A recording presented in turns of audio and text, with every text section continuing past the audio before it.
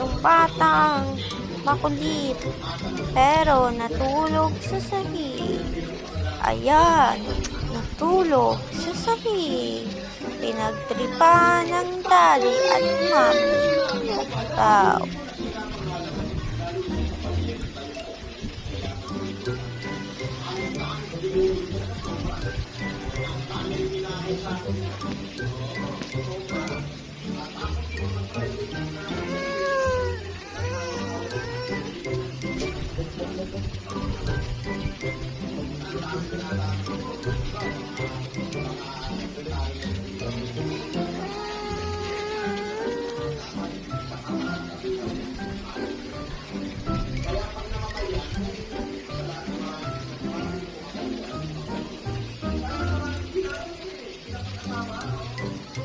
Totoo naman pala yan.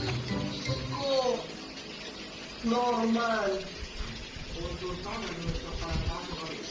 Ay sana magpapagkakako. Pero hindi dewa. Bakit? Because of friendship that I have with your brother Ruel. Ay sinafriend ko siya since 2013. Ano magpapaprespond ka sa buong career mo, normal? Actually, ikaw ang pinapresto ng NBI. Hindi ba? Ang kapal naman ng mukha mo, ikaw pa magpapaprespond.